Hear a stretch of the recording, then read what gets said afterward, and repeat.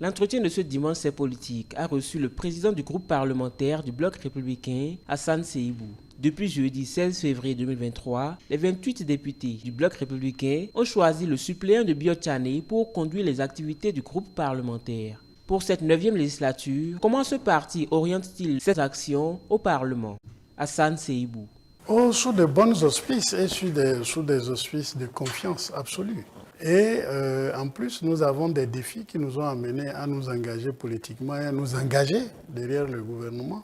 Les réformes, c'est presque dans tous les secteurs de la vie nationale. Le président n'a pas pu terminer tout. Il est normal que parfois, la réforme que nous-mêmes nous avons soutenue, au niveau des textes de loi, peuvent comporter quelques petites rectifications nécessaires. Et ça aussi, c'est des réformes qu'on continue. Et je crois que dans tous les domaines, le chef de l'État, j'ai confiance, est en train de regarder. Et si des réformes sont nécessaires, il faut le faire. Hassan Seibou, c'est un habitué du Palais des gouverneurs pour avoir été député lors de la 3e 1999 à 2003 et 4e législature 2003 à 2007. Il revient 12 ans après pour la 8e législature et ensuite pour la 9e. Pour cette mandature de transition, les yeux sont bien rivés vers 2026. Cependant, le président du groupe parlementaire du Bloc républicain informe que son parti voit au-delà des enjeux des élections législatives et présidentielles prochaines. Vous savez, la vocation d'un parti politique, c'est de conquérir le pouvoir et l'exercer. Il n'y a pas une échéance électorale qui s'annonce et qui va rendre indifférent un parti responsable. Sauf si vous étiez allé pour vendre des cacahuètes temporaires. Nous, là, ce n'est pas 2026, même au-delà. Nous nous projetons sur 50 ans. Nos enfants doivent retrouver le Bloc républicain et aller à toutes les élections. Donc 2026, là, c'est une évidence. C'est très proche. Nous travaillerons pour 2026. Ça, il n'y a rien à faire. L'invité a également opiné sur la désignation de Pascal Nyamoulinda, un Rwandais à la tête de l'Agence nationale d'identification des personnes, ANIP.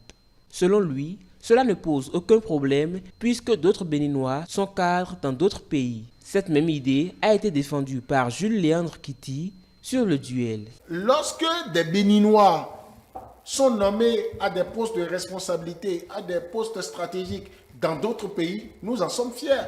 La Centrafrique est un exemple palpable qu'on ne peut même pas discuter. Des Béninois ont été presque chefs d'État là-bas parce qu'ils étaient dans des positions où c'est eux qui dictaient ce qui allait se passer. Et Zulkifli Salami, l'un des cadres béninois bien futés, qui a été ministre d'État chargé du développement ici, il a été longtemps grand patron de postes stratégiques en Centrafrique. Avec les confrères de l'Hebdo des éditorialistes, ils ont échangé sur ce qui reste de la Conférence nationale des forces vives de la nation 33 ans après. Un devoir de mémoire à perpétuer selon les invités. La Conférence nationale des forces vives de la nation, qui a été une belle réussite au Bénin, a fini par servir d'exemple au plan continental. Pour moi, ces dernières années, on a tendance à ne plus valoriser l'image de cette conférence. C'est un manque encore qu'il faut forcément combler.